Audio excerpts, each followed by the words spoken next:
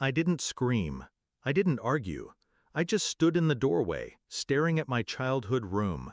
My walls stripped bare, my bed already pushed against the corner, my cousin's maternity bag sitting on my desk like I had never existed there. And my mother, smiling, smug. "You're 22. Grow up. She needs the space more than you. Grow up."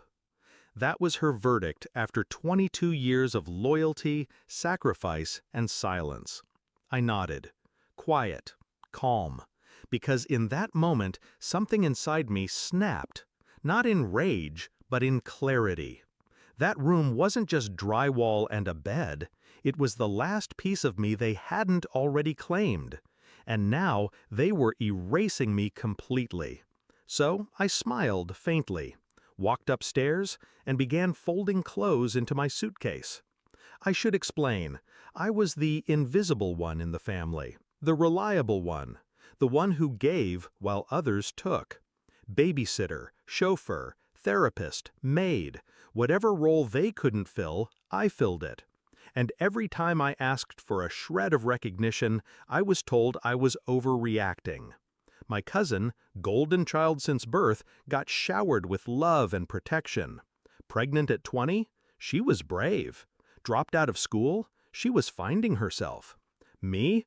I had a degree, a job offer waiting, and a side business quietly growing online. But to them, I was still just the spare.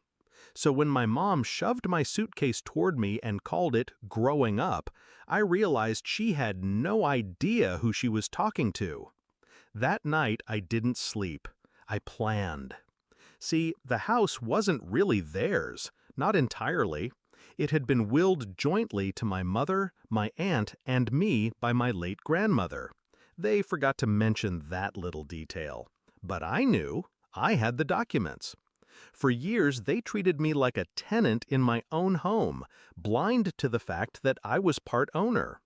I kept quiet because ownership meant nothing while I still needed their roof. But that changed the moment they shoved me out. So I packed, not just my clothes, but every valuable I could claim. Antiques my grandmother had left specifically to me. The files, the jewelry, the paintings they never even noticed were insured under my name. And then I signed the papers I'd been sitting on for months, listing my share of the house for sale, to someone who wouldn't tolerate family squatters. Morning came. They woke up to an empty house, my room bare, my closet hollow, my drawers vacant. On the kitchen table, a letter in my handwriting waited. It wasn't long. Just one page. "Since I'm apparently grown up now, I'm moving out. The house you live in isn't yours alone. Grandma left a third to me. You'll be hearing from my lawyer. Consider this my notice. I'm selling my share. Good luck explaining that to your new tenant. P.S. Every item with my name attached is gone. Don't bother looking. I already checked twice." The silence that followed was delicious. Voicemails piled up by noon.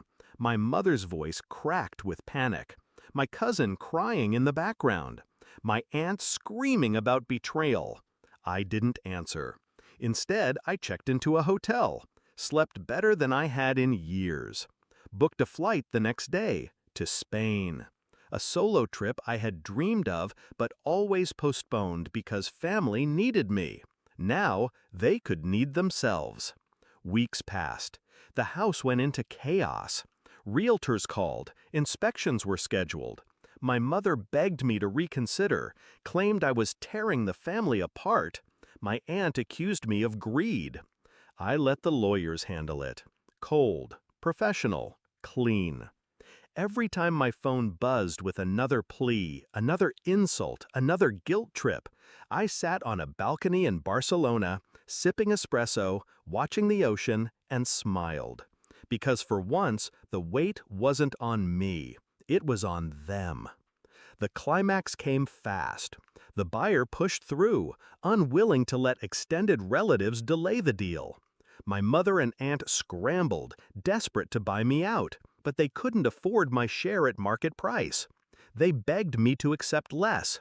I refused. Calmly.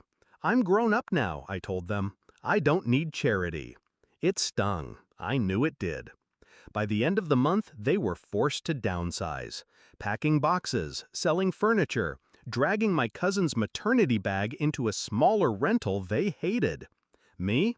I extended my trip. Madrid, Valencia, Seville. Every city tasted like justice. And when I finally returned, months later, I didn't go home. I went to my new apartment, bought outright with my share. Minimalist, clean, mine. The letter they left me the day I moved out still sits folded in my drawer. The one that said I was selfish, immature, ungrateful. Sometimes I read it just to laugh. Because they were right about one thing, I did grow up. I just grew up into someone they could never control again. Final thought? They thought they gave my room away.